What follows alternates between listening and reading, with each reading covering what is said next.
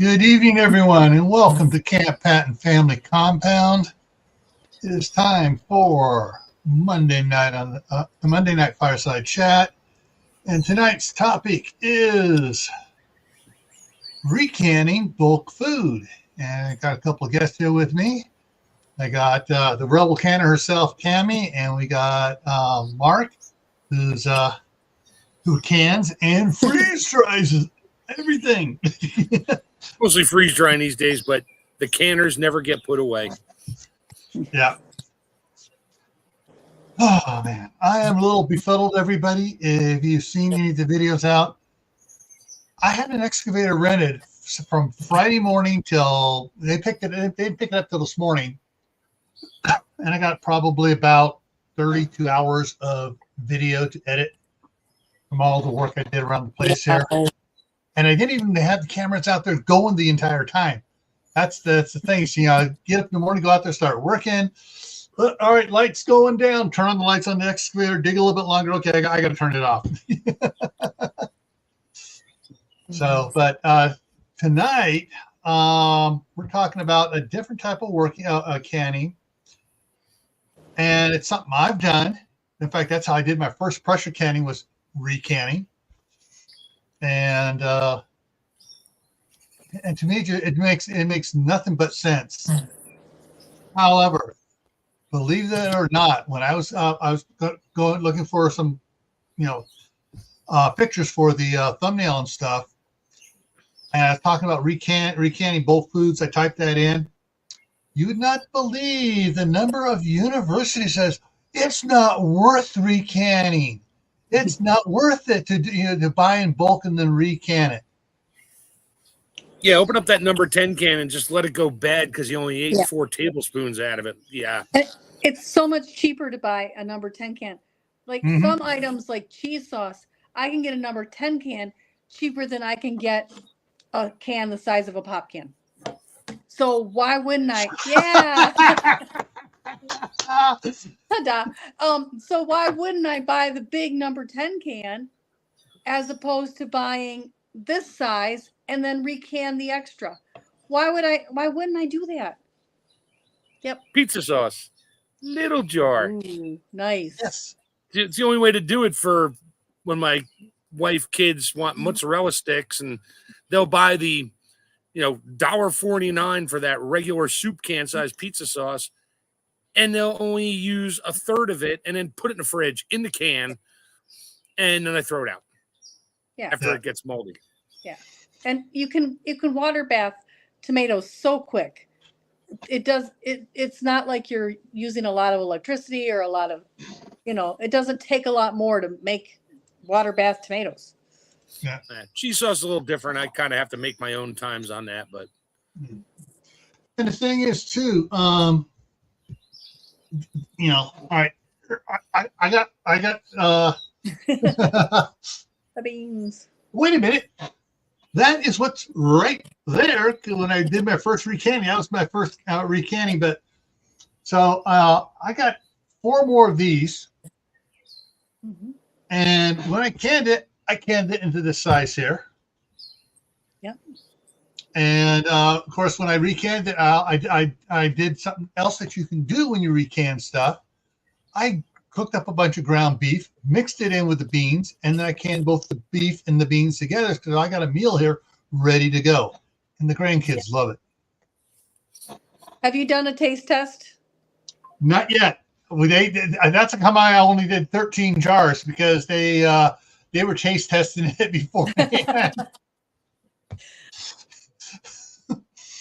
Otherwise, I would probably would have had 15 jars done.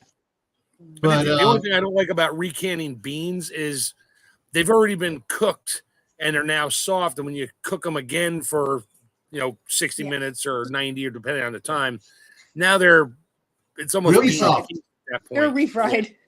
Yeah, refried which beans, is perfectly fine, especially if you add stuff to it, like adding ground beef to it. It's perfectly fine because it's like, whoa. I'm not saying it's bad, but for me, beans, I put beans in soups and stuff, and I don't want to dump recanned beans and make bean paste. Well, the thing is, for what this looks like, bros, looking at it, and I can still see chunks of I can see beans in there and everything else. All it means is if I take it out, I can also just slap it on a tortilla, sprinkle some cheese on it, toss it in the microwave, fold it up, and I can go burrito. Yeah. Yeah. It's you're muted. I will be right back. I just got a notification of something that my son is doing online, and I need to go check on that. Give me a moment. I need to parent for a second. We'll be here. Wait, where's the cricket bat? Yeah. Yeah, I've been recanning now. When I do like my cheese sauce, I don't just can. I mean, I've done it just the cheese sauce. Normally, I'll open the whole. I'll heat the whole can. Like I'll put the can in a big pot of water to get it soft and soupy, like you do when you have a party and that everybody just like serves it that way on nachos. I'll get it that way. Then I'll put it in a different pot, so I don't want to scorch it. And then I'll add a couple cans of Rotel or whatever and some flavorings to it, and make just a cheese and dipping sauce with the tomatoes in it, which all my kids love. They just take the jar. I'll put that in a wide mouth pint. They'll take the cap off, throw it in the microwave on low so it doesn't burn, and they got hot cheese sauce for their nachos. Yeah. One of the things that years back, let me see, it was 2007 that I went to the wood badge course for adults for scouting, and part of my processes was I had to volunteer for the next upcoming National Youth Leadership training, and I went in as a quartermaster in the kitchen. Well, then they said, "Oh, we need so much stuff." So basically, I wound up with 6 of these cans left over because they said, "Oh, we need this, this, and this," from the previous guys and stuff. And I go, "What do I do with it?" They go, "Well, it's paid for. Get rid of it. Take it home. Whatever you want to do. We can't store it here." So I wound up with six. Yeah, it's like, okay, I wound up with 6 cans. When I took over as quartermaster, not just on the quartermaster staff, well, I was a little more fidgety, considering the staff sergeant's a accountant, and she taught me well to to budget food and stuff like that. So I didn't wind up with extras thereafter, but I found out a great place to shop. And since then, the 2 great places have come together under one roof. It was Smart and Final and U.S. Foods. Well, U.S. Foods bought out Smart and Final, and they opened up a bunch of new stores called the Chef's Store. There's one in Idaho Falls here. Yay! But the amount of stuff you find in Smart and Final, and you order off of U.S. Foods, is number 10 cans, number 10 pizza can, pizza sauce, diced tomatoes. You just go, and it's just ridiculously cheap compared to the 15-ounce cans you get in the at Sam's Club or Wally World or whatever else, and it's just great. So that's one of the things we once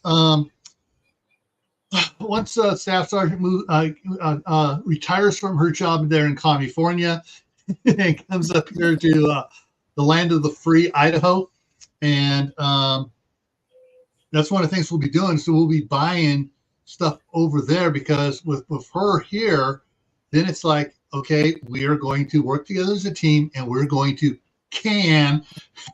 recan bulk stuff a lot, because the price is just, it's just, plus it'll keep in the jar longer than it'll keep in the can. Yes. Yep. Especially with acidic foods. Yeah. I go one step farther. We have Gordon Foods, which is a restaurant supply like U.S. Foods, and they're not too bad. But we have a bump and dent Amish discount grocery store, so they buy things that are either about to expire or have got a little dent in them. Now you have to be careful with dented cans. Okay. I understand that. I know what to look for. I'm careful when I open them. I wash out the can and inspect the inside too. But quite often I can get a number 10 can for like $3. Oh. Okay. So I'll go up there and I'll shop. And then of course I'm going to recan it right away because it was dented. I don't want to take a risk of it, but it, Yeah. or it's about to expire. So I'll recan it into whatever I'm like. I love to find tomatoes that way. The big number 10 cans of tomatoes, like Mark was showing, and do tomato sauce to, cook them down to tomato paste, make some ketchup. So I can do so many things with them if I get it in a number 10 can. I skip those steps of growing it in the garden, cooking it down, and start right at where I start my recipe. So yeah, that's the great thing. We're not recanning, just taking a can, making it smaller, putting it in jars. Yes, I do it with pizza sauce.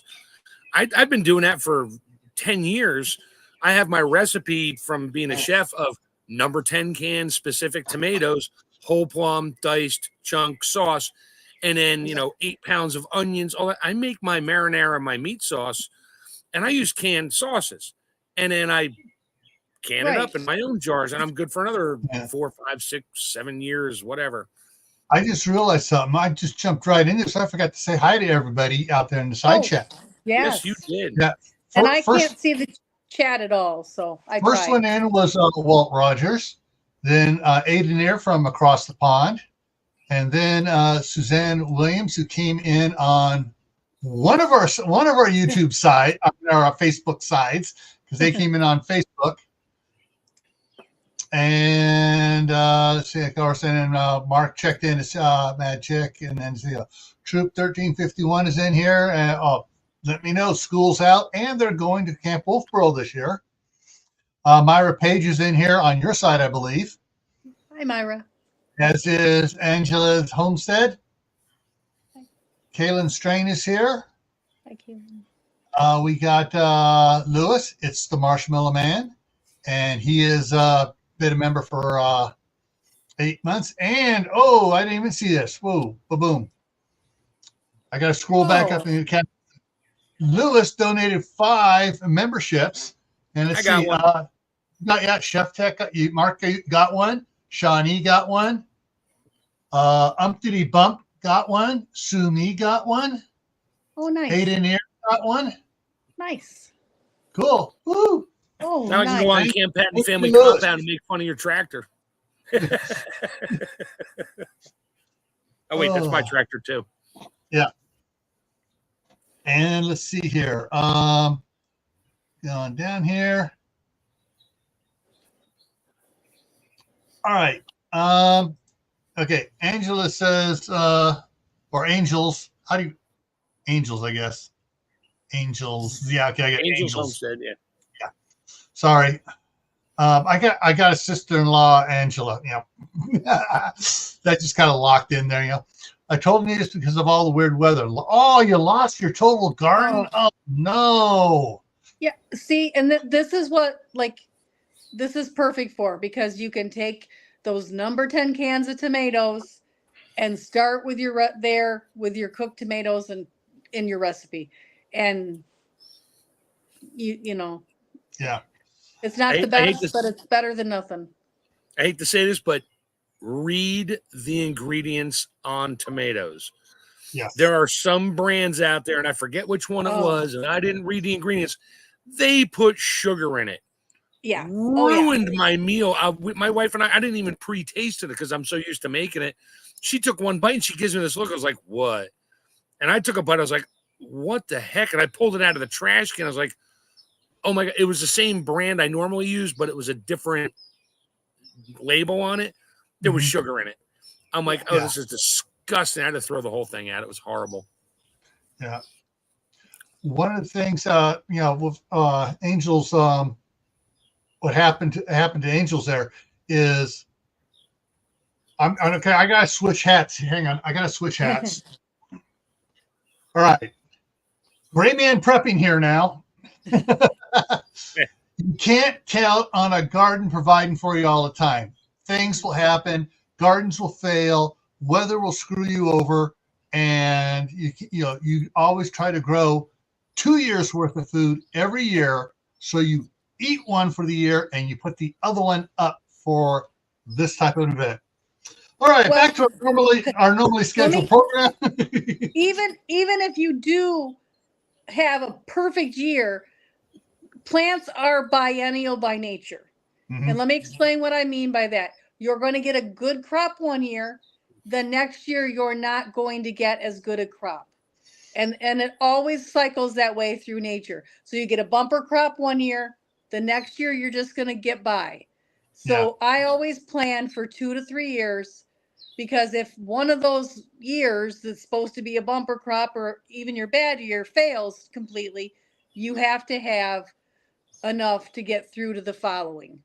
So I always do 2 to 3. All right, checked off. Welcome, checked off. This is typically you're going to open empty can. There's more you can use and eat, or before it will go bad. Not necessarily. All right, back here, what I did here, my first time pressure canning, I had 5 pounds of ground beef and the number 10 can here of the baked beans. And I figured this is a good thing to experiment for my first time pressure canning. And every jar sealed. Everything looks good. All the fat rose to the top, which gives a little extra protection from the little bit of air that's in there. And I got it dated on there. And some people, you like Tammy was saying, with what was that store again? With the dented. It doesn't really have a name. It's the Amish. I call it the Amish bump and dent store. It doesn't have. There's not even a name out front. You just kind of got to know. Like, you'll see a sign that says apples $3 a bushel or something like that outside, but there's nothing. If you don't know it's there, you don't know it's there. If you know, you know, and if you don't, you don't. They pick up a lot of stuff. Like, I have a store like that up here. They'll buy like a pallet of food going to ShopRite, Walmart, whatever. We'll get one, and I got a bunch of sauce like that. It'll get one damaged jar, a broken jar on the whole wrapped pallet. They reject the pallet. Yes.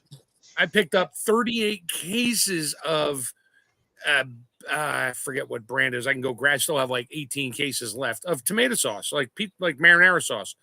I was giving it away. I don't need to recan it. They're in 1.5 jars. I got plenty. Yeah. I've actually gotten pickles off a truck that one of the jars broke, and I got a pallet of pickles.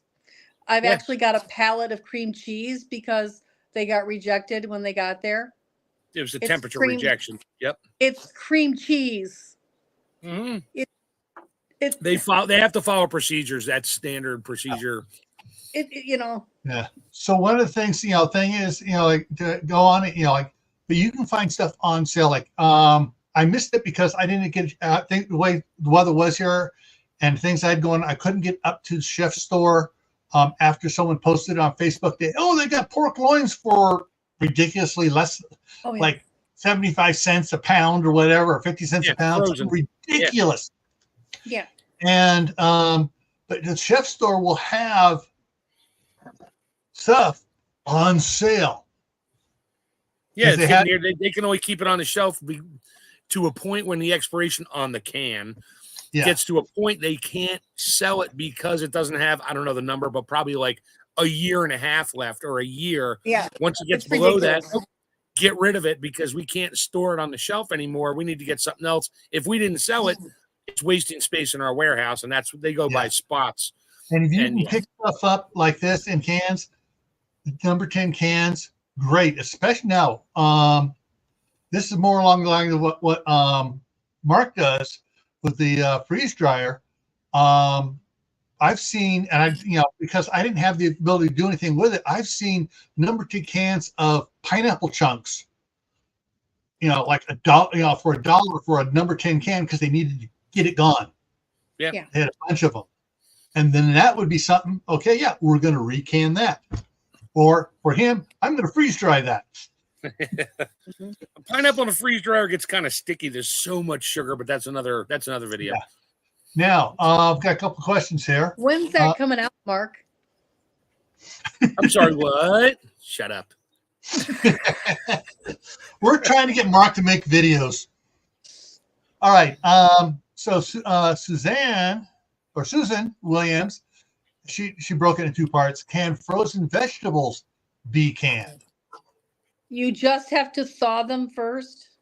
Now, if they've been blanched, they might get a little soggy, like when you. So, but I have canned a ton of frozen vegetables. When that C word we can't say on YouTube hit, they sent The Red Dragon. Yes, the Red Dragon. That's our code name for it. We call it the Red Dragon.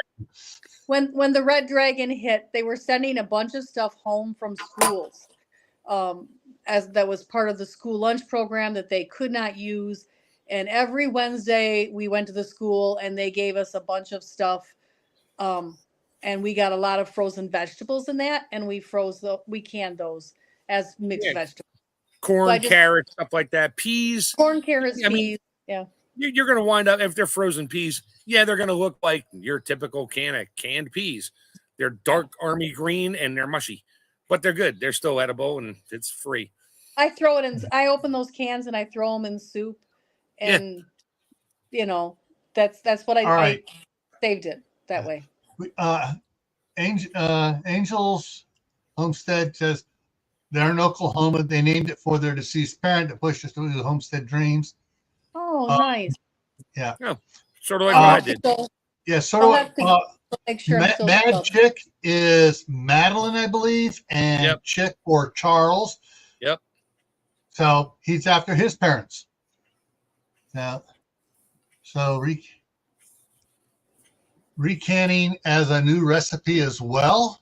You can do, you can totally take several cans of different things, dump it in a 5-gallon pot, cook it up, and be canning all day long, making whatever you need to make. Pizza sauce, soups, whatever it is. You can recan a lot of stuff. And Mother Earth Garden Club just came in, and so did Josh of Skinner Farms. Tammy's got some personal stuff going on again. Yeah. Well, I got a message that my son had requested a gift card with somebody he's playing with online, except he's not playing online with that person. I think his account was getting hacked. So, yeah. All right. And Dana 2 just came in. Diana 2. All right. Yeah. So recanning, if it's been canned once, you can recan it again. I think. Is there anything you can't recan? Well, there's probably a lot of things you may not want to recan because the textures and things will just absolutely deteriorate. Yeah. At a certain point, it's going to become like butternut squash soup. Can you can squash? Yes. Can you recan squash? Yes. But at the end, it's going to be mush. So, there's a limit to how. It's like my cans of corned beef hash I got downstairs. I know when you open a can, it's a brick. It's not hard, but you got to use a spoon and dig that stuff out and get it in a pot and heat it up. But I got 2 number 10 cans of Hormel corned beef hash. I want to recan them, but I'm kind of reluctant to because the density is so high and the fat is so high. You're gonna have to add some chicken broth or something to it, and I would add broth because it would make it'll thin it out without diluting the flavor. Yeah, I like to fry it in a pan and make my corned beef hash, and just have to cook it a little longer to get the moisture out of it. Yeah. Can't freeze dry because the fat content's like 50%. Oh yeah. No, not happening. Almost oily. We found in the bottom of our chest freezers bags of frozen corn, bags of broccoli, bags of cauliflower. Yeah. For some reason, those things just sort of work their way to the bottom and hide. Yeah. Sweet corn is Vegetables in a something. Ziploc bag kind of get freezer burn though. So canning things, yeah, you might want to just try some first because if it tastes like crap out of the freezer, it's going to taste worse than crap out of the jar. Sweet corn is one of the things I don't like to can because it caramelizes the sugar and it turns it brown, and then it's not as appetizing to eat. So I never can it by itself. I always can it like in soup. I'm not going to can it by itself frozen and then can. Okay, let's see. Kaylin said Homestead Tessie also recanned the cream soups like cream of mushroom or cream of celery. Yeah, and some of those for restaurants, they come in the big number 10 cans. Yeah, and there's no cream in it, which makes it won't break. I mean, they don't actually have. There is some dairy-ish stuff in there, but you have to add milk to those. It is milk solids. That's what it is. Basically milk solids. And I love Teresa. She has a wonderful channel and you can learn so much from her. She is amazing. I mean, if you made homemade cream of mushroom soup with the heavy cream and all that, and you tried to can it, it would break. No. The cream would just curdle and you'd wind up with cottage cheese mushroom soup. Yeah. But you can recan stuff that's already been canned. But again, it's not got the basic ingredients you think it does. It has a lot of additives. It's been modified in a lot of ways. If I love canned cream of mushroom soup. Is it good for me? Probably not. Probably not. We're not going to talk about how bad it is for me. Okay? I'll make my own. But I can't stand Campbell's cream mushroom soup, and everybody uses it in their recipes. I'm like, I get it, Mom. It was in the Good Housekeeping cookbooks back in the 50s and 60s. And that company did some fabulous marketing because everybody in America ate that product. Well, it used to be good. It used to be in the beginning. They had quality control at the yin yang on that one. Yeah. And then you got profiteers in there instead of people that cared about the product. Yeah. All right. You said Homestead Tessie's a really good channel. It's an excellent channel. I've been following her forever, and Teresa is just fabulous. A lot of her early videos are canning and frugal tips, how to live well below your means. And okay, so this is her, right? Yes. Yep. Okay, subscribe. Yep. All there we go. Yeah. All right. Let's see what I want. Mennonite, and she has a lot of the old ways. We have a lot in common that way.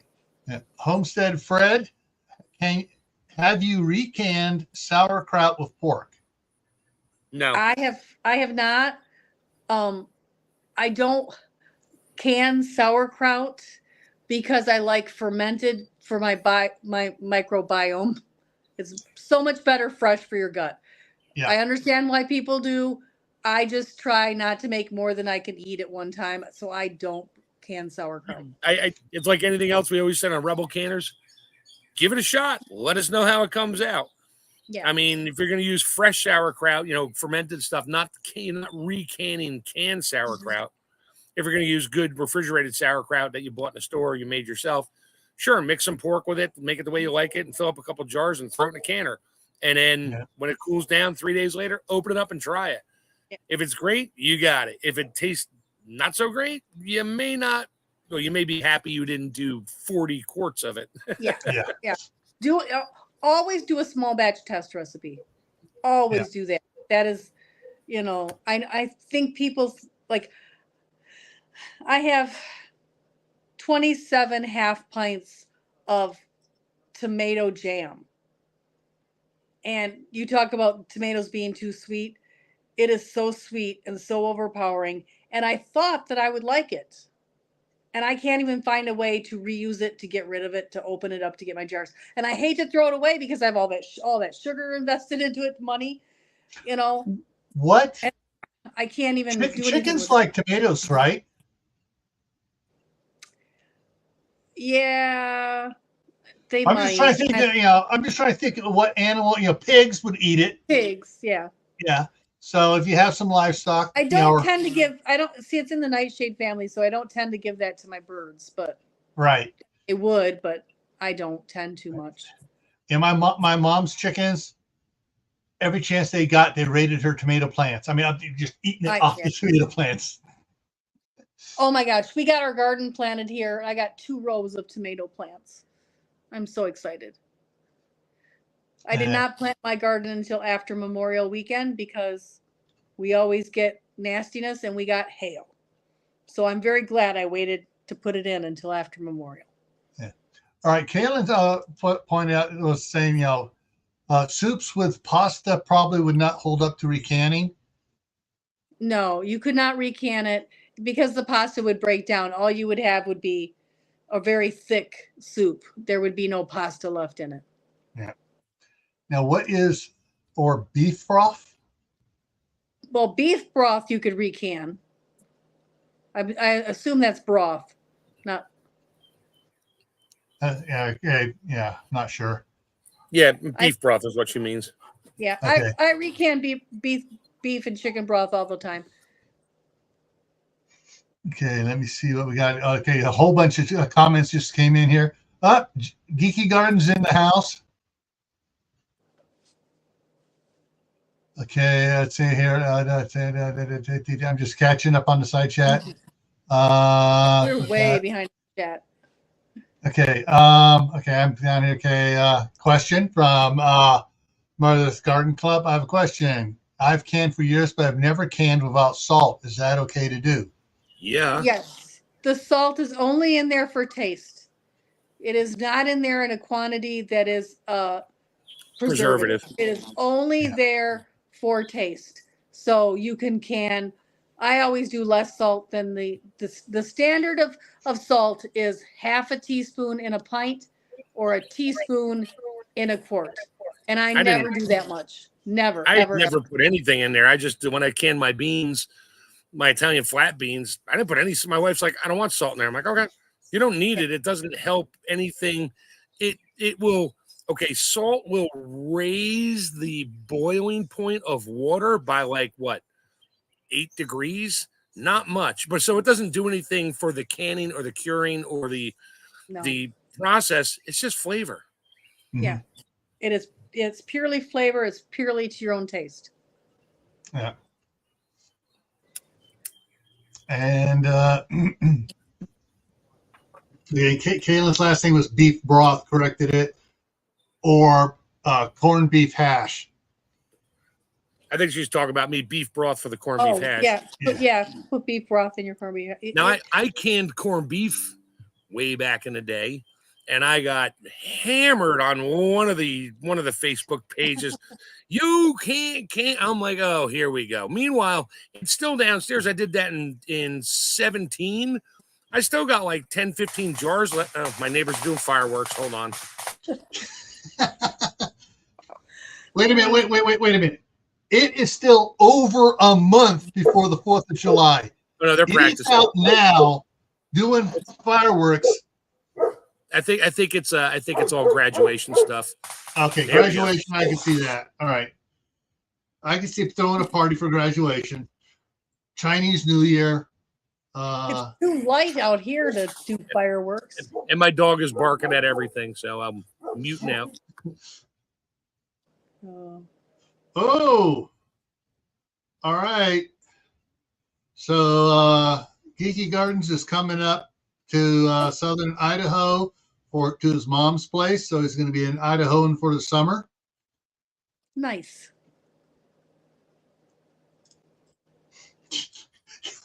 USA. Okay, go play hot toy. Okay, they're done for about 8 seconds. I was going to say something, but corned beef. Yeah, we've got it on sale day after St. Patrick's Day. Stupid sale. My wife she came home with a bunch. She's like, here, can this. I'm like, okay. So I canned it. I did it raw. I threw it in there, threw a little bit of the seasoning in there, and that was it. Threw it in jars. It tastes pretty good, but it's got all kinds of nitrates and nitrites and things and whatever in it. But it's corned beef hash. I Or buy corned the beef. corned beef and then I throw that seasoning packet that comes with it. Oh, I never use it. We add our own bay leaf and peppercorns and mustard seed pack to it. Wrap it up in a coffee filter, zip tie it shut, and throw it in a pot. And then you don't have to worry about bits of mustard seed. Although I kind of like mustard seed pieces on my beef, but yeah. I actually just can it without the spices, and I grind it up and put it with potatoes and some broth and throw it in potatoes. You have potatoes? Yes. I had just to go a few. There. I was waiting for something.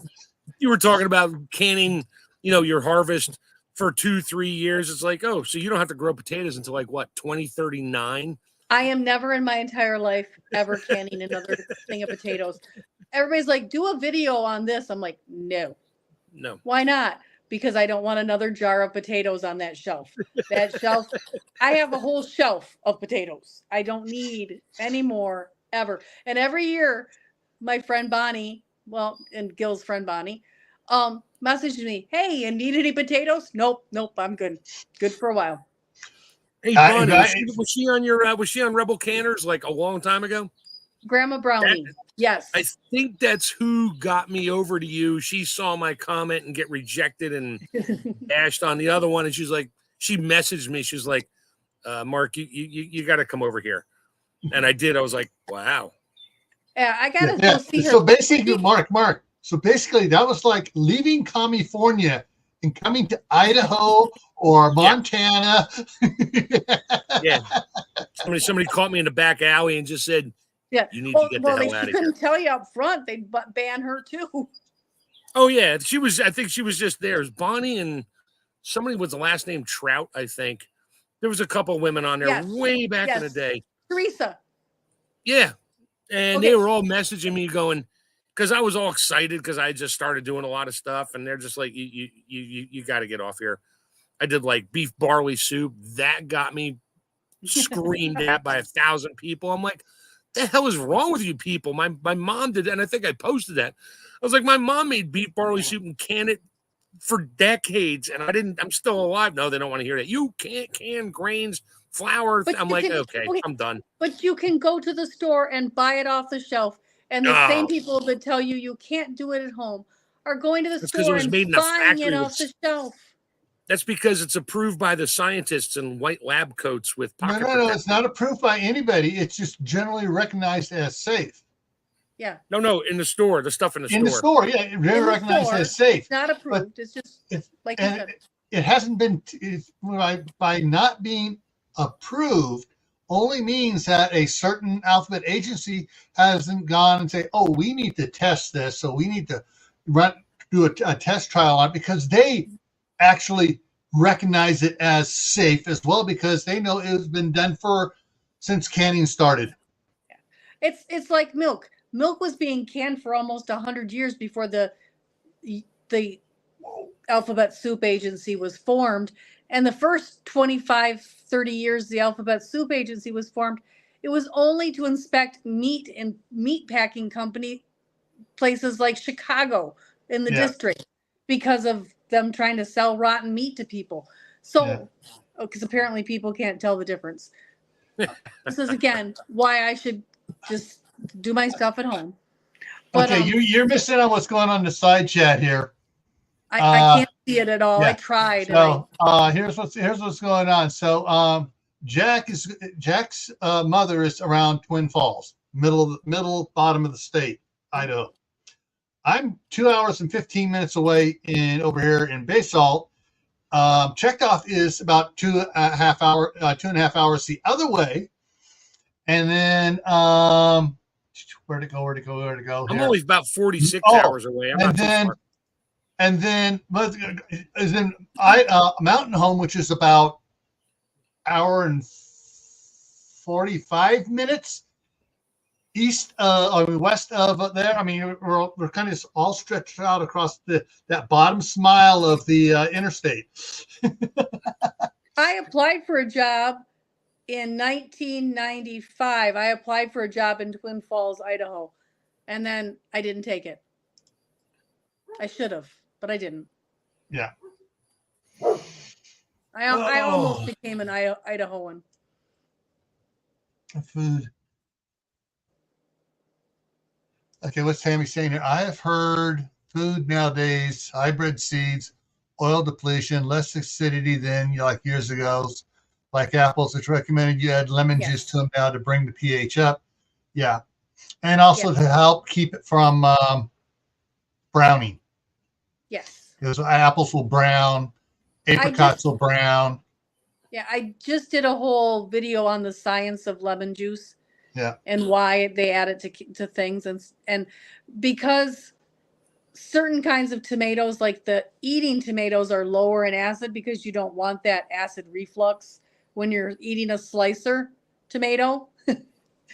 I don't care about that. Anyway, the slicer tomatoes over the last few years have been bred to be lower in acid than the canning style tomatoes.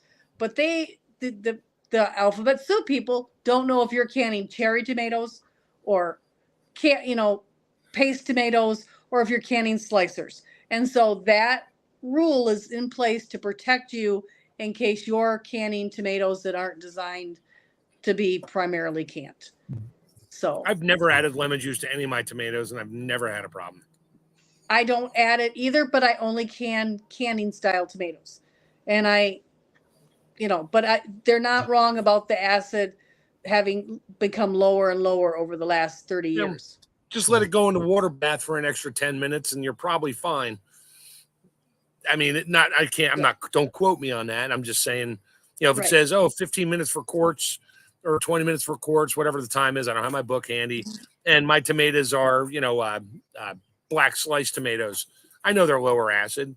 I just let it go for an extra 10 minutes or so. Make sure the bacteria is dead in there. I can always throw it in a pressure canner, but most of the time I turn it into meat sauce anyway. And I'm going to be cooking it. Anything like that.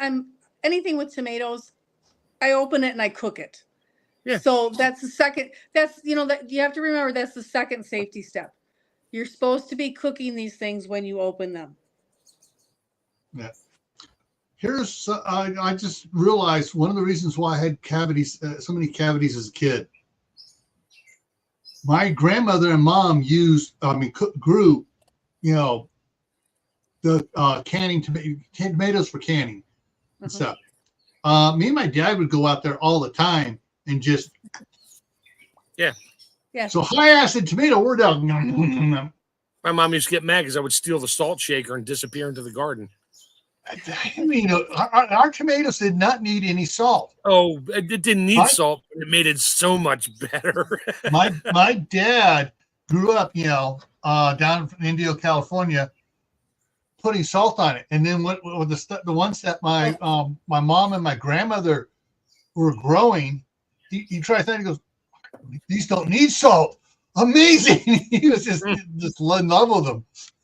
So, okay, there's two camps on this.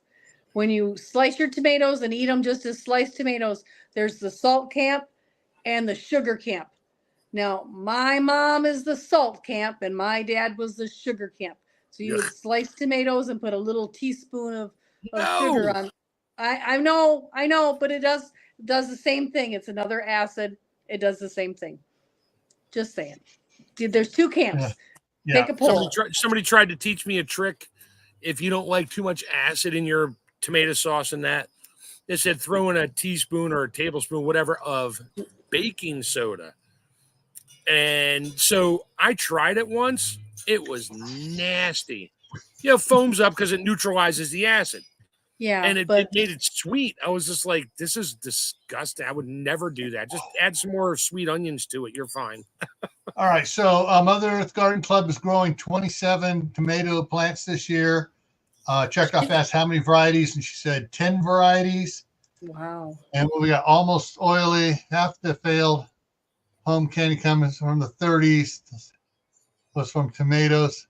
I think is a total of 17 cases of illness in 45 years. Yeah. Oh, we got to shut down tomatoes. Don't forget, you're probably not going to be allowed to can any kind of poultry soon because of some other dragon-based thing coming out. That happens every year, and every year they make a big deal about it.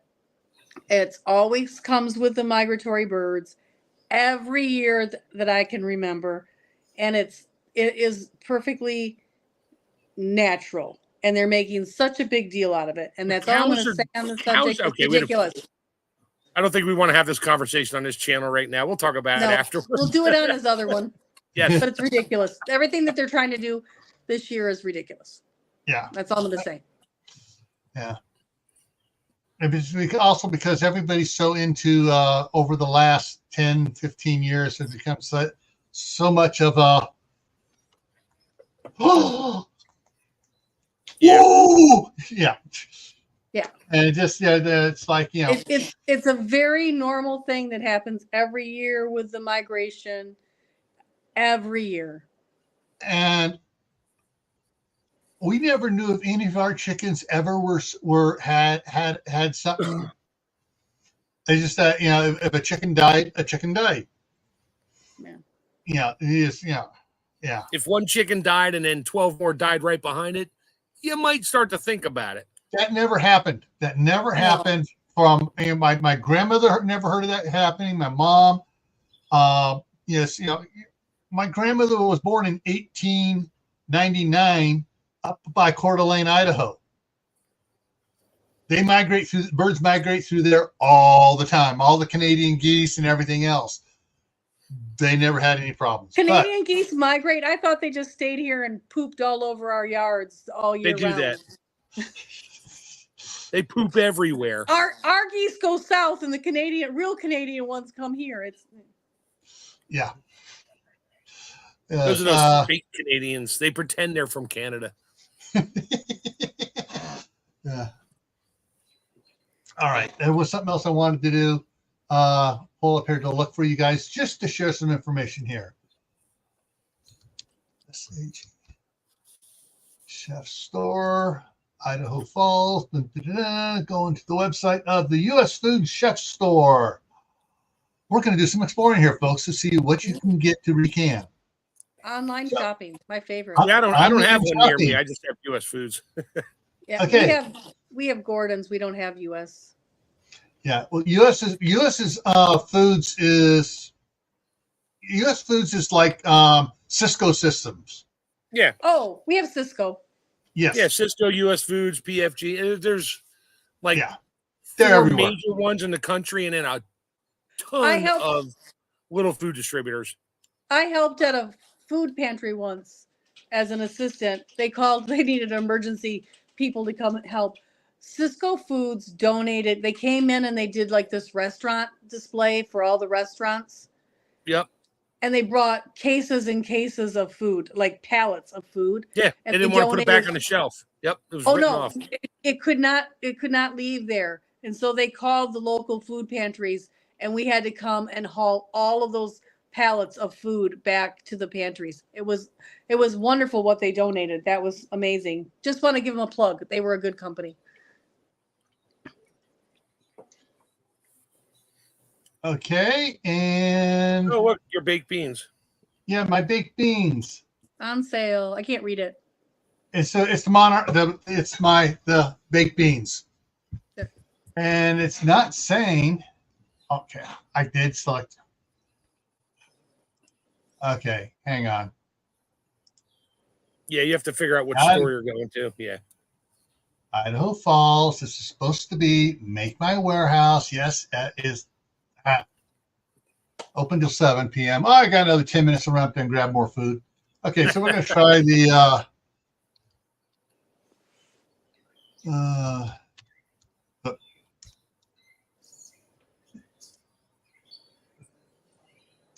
all right, so a number 10 can is $7.79 currently. When before the red dragon reared its ugly head, it was $3 something. Yep. Everything was a little cheaper. Yeah. I just bought a bag of potato chips. Oh, okay, hang on. All right, $7.79. Now, if you go with B&M, it's $10.39 for a can.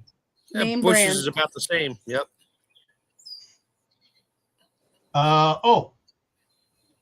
Number 10 cans. Okay, is 12 for the Van Camp ranch style. The ranch style, I don't like it. I bought some of it. It's like, but there's something else. Was like, oh, Stags. But I just bought a bag of potato chips 2 years ago. It was $3.49. It's $6.15 for the same bag of potato chips, and the bag is smaller. Yep. 14.2 ounce bag, not a 16-ounce bag. Yep. You got it. All right. Number 10 can of Stags chili. Jeez. Mm-hmm. So I make my own. Stuff to sign up, but I wonder if they do ground beef, like frozen ground beef there, like the fresh to frozen that I pick up cheap. They do. I know they have. Oh, that's. Hang on here. Beef. It's right on the top there. Trending beef. Yeah. But I was going to look up something specific. Yeah. Ground beef, 85%, $4.79, 10-pound chub. Yeah. That seems to be about the decent price, and it's probably frozen, which is fine. Yeah. Frozen. Here, frozen tripe. Yeah. That's even something that a rebel won't eat. So no. Yeah. Try canning that. I'm pretty redneck. But I've seen canned tripe. I'll eat pig's knuckles before I'll eat tripe. Yeah. I've only was supposed to eat it once, and I was actually absent. Our high school biology teacher cooked it, and everybody in class had to try it. And if you tried it, you got an extra bonus point, extra credit or whatever. And I was literally sick that day, and he accused me of being sick because I didn't want to eat it. And I'm like, A, I've already got an A, and B, I really was sick.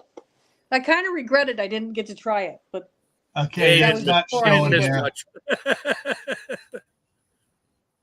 Let me try. You got.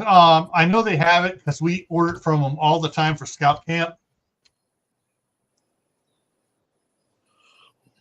Ooh, that's not showing.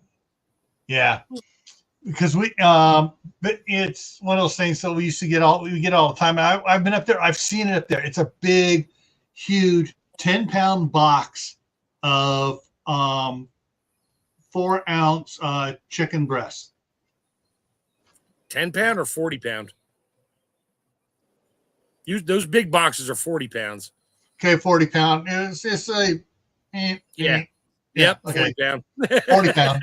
That's what all I know is this NYLT for the feast. We went through 4 boxes of those because all the family members who were coming up too for all the scouts, and usually we have like 64 scouts up there plus parents. So yeah.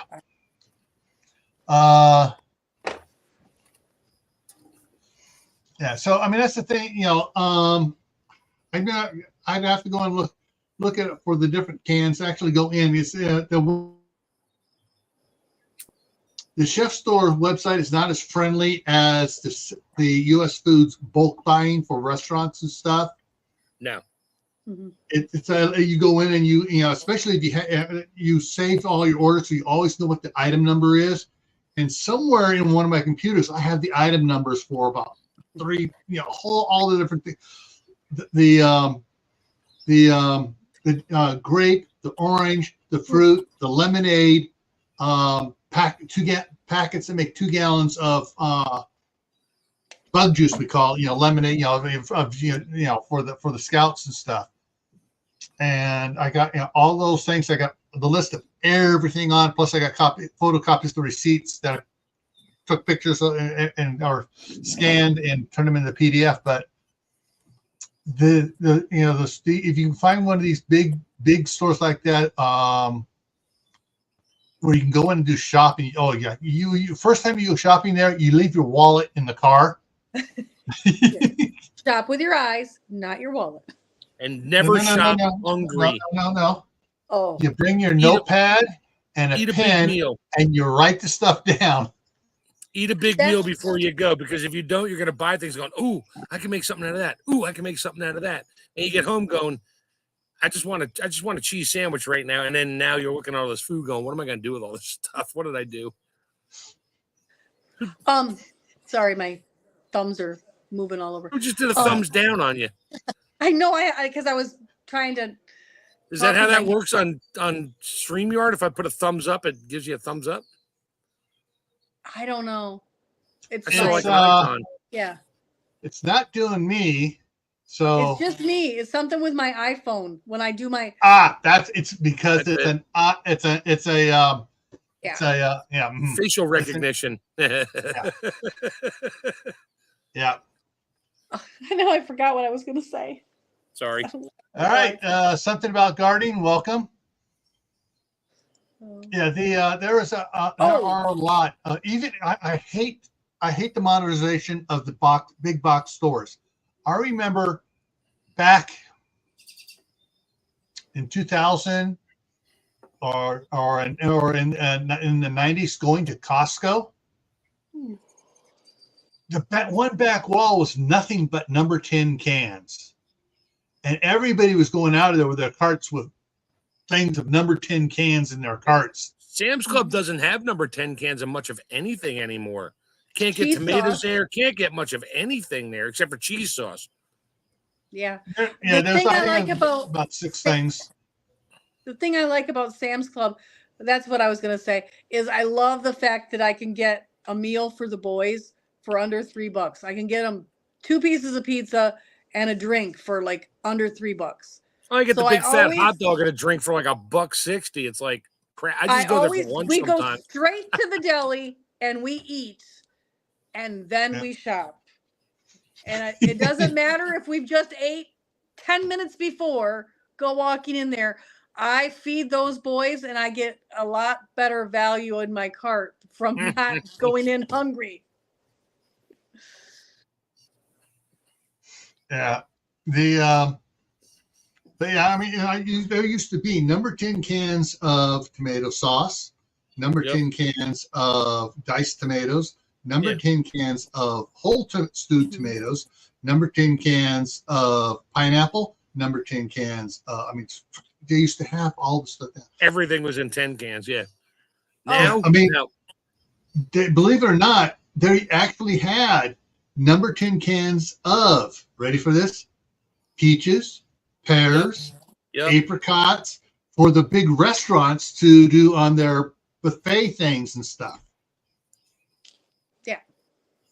And the newest thing that just drives me crazy is the Alphabet Soup Pro Clutchers have decided that because they're calling it crushed tomatoes now instead of stewed tomatoes, you can't can stewed tomatoes. Whatever. I used to be able to buy Sam's Club. I used to be able to buy 10-pound bags of 4 different varieties of beans: black beans, pinto beans, kidney beans, dried. Now, nope, none. The only thing you can get now in beans is little cans, like a 6-pack of cans. We still have the dried pintos, but I don't go to those places and get them. I go straight to the grain elevator where they dry them for the farmers and buy them in bulk there. Never thought of that. Way cheaper. Go cut out a couple middlemen and go to the second middleman, the first middleman, where they dry the beans. They buy them from the farmer and dry them. And the more you buy, the cheaper they are. So if you buy a 100-pound bag, it's a lot cheaper than a 50-pound bag. I think the smallest I can get there is a 10-pound bag. But if I buy I learned a new trick about dried beans. There is some moisture in there, and yes, they will get mealy or go bad over time. You throw them in a freeze dryer. I throw beans in a freeze dryer, and it removes 100% of the moisture. And then I put them in my vacuum seal bags. I don't put an oxygen absorber in there. I don't need it. But I put it in my chamber sealer and suck them down in 1, 2, or 3-pound packages. I do the same with rice. I buy rice in bulk, throw that in the chamber sealer, and make them. I don't need a 25-pound bag of rice. I put them in 1-pound bags. Yeah. And stack them in 5-gallon buckets or whatever I got going. Yeah. One of the things see mentioned again, sauerkraut. All right. Because I did some sauerkraut. My camera totally fudged up on it, and I never went back to give an update on it. But I got the crock. I did it, and I finally found at Walmart where they had the non-cooked can and canned in the plastic bag. Yep. With full probiotic, and they taste the same. That as what I made. So, but it says everything I was reading on it and getting ready to do the making sauerkraut for the first time. They say once you have it made, you put it in a sealed container, preferably glass. You can keep it in the fridge for up to a year. Yes. Yeah. So you really don't need to can it. No. And I mean, you can, if you have, I understand why you get these cabbages, some of them are 20, 50 pounds. You've got to do, I'm not going to eat that much sauerkraut in a year. Yeah. Right. So I get why I have canned cabbage. It's called canned sauerkraut, but it's not really sauerkraut because sauerkraut is the fresh stuff with the probiotics. But usually I just can what I call slaw mix. It's got cabbage, carrots, and it's got a sugar pickling, like a bread and butter pickle thing that goes on top of it. You drain it, you add mayonnaise, and you got cold slaw. And that's what I can.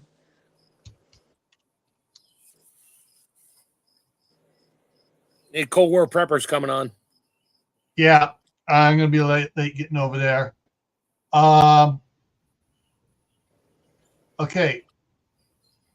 Totally off canning, but still food preserving.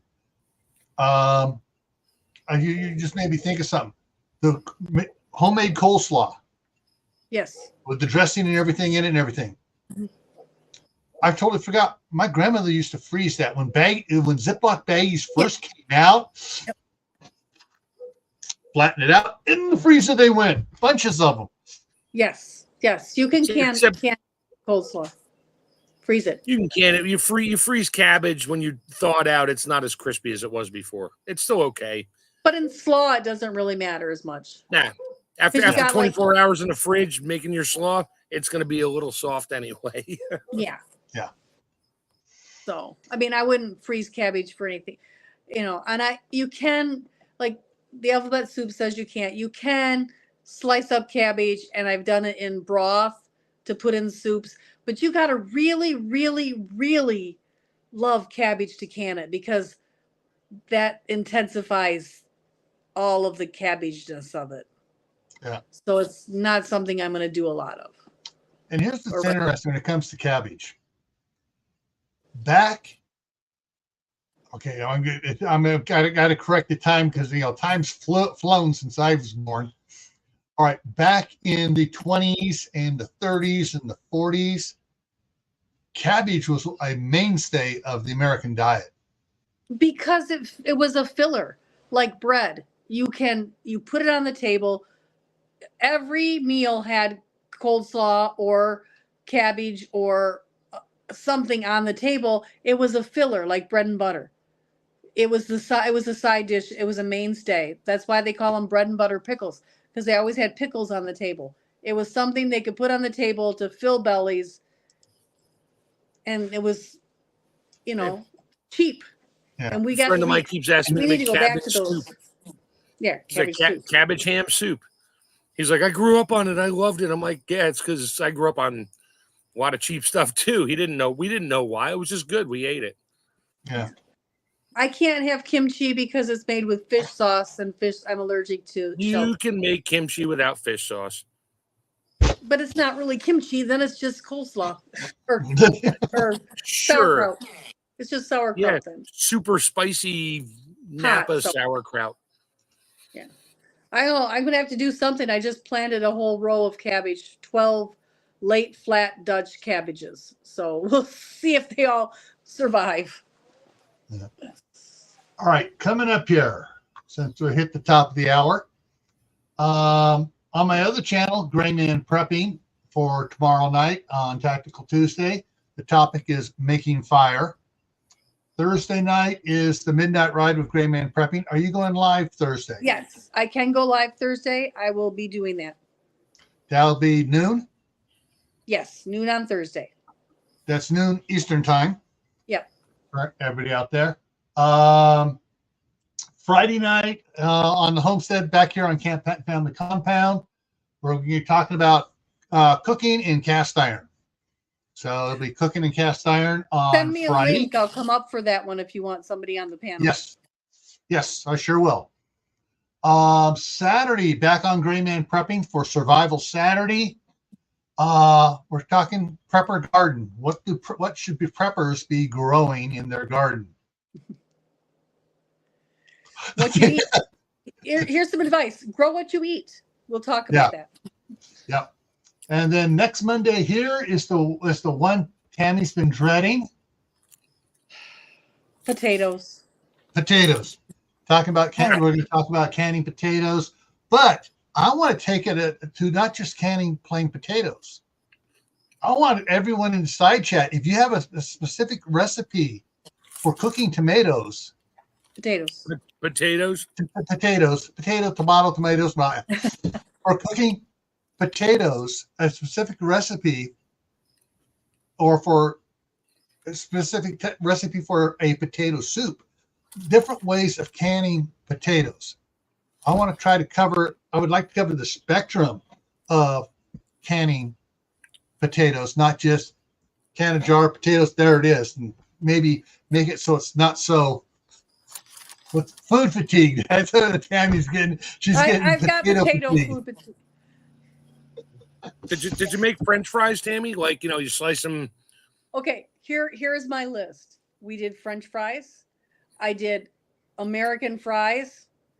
I did German potato salad.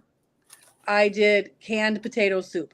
I can tell you that there won't be a video coming out on canned German potato salad ever. It was it was not a success, but I did try it. I canned potatoes and broth for future potato soups. And then there's just like 300 jars of canned, plain, diced potatoes. All right. Last me a life. Jackson, his potato soup has milk, so I guess canning is a no-no. Okay. So here's what you do, Geeky Gardens. You can everything except the milk in there. And then when you open it up to heat it, that's when you add your milk or heavy whipping cream. Cool. Yeah, Moon over Miami, you just showed up as we're ending it. Moon. Hey, Moon. We're leaving. All right. So some of us are heading over to Cold War Prepper. Tonight's topic for Cold War or Prepper, Intro to U.S. Government Civics 101, Chapter 18, Economic Policy. Maybe we ought to go check that one out. Can I recommend it to some people that are spending my money wrongly? Yeah. All right, folks. So next Monday again, canning tomatoes. Friday we're going to be talking cooking in cast iron here on Camp Pat Family Compound, and Gray Man Prepping always has fun stuff. So, all right, thank you everyone for coming in, and I hope everybody enjoyed it. And if you have, that's what I forgot to put up. I got to put a banner up here real quick. If you have suggestions for topics for either Camp Patton Family Compound or Gray Man Prepping, here's the email for Camp Patton Family Compound. Send a suggestion for topics. I've been getting a few of them there, but I'm only got up through July 6th. So I like to have at least 2 months of topics out there so we can play with things as things go on. We don't wind up running short and going, what are we going to talk about tonight? Oh, no. Get the hat back on. There we go. And so if you have any topics, please send me topics and we'll get on it there. And with that, thank you, everyone. And we will see you hopefully tomorrow night on Gray Man Prepping. That's 8 p.m. Eastern. See you later.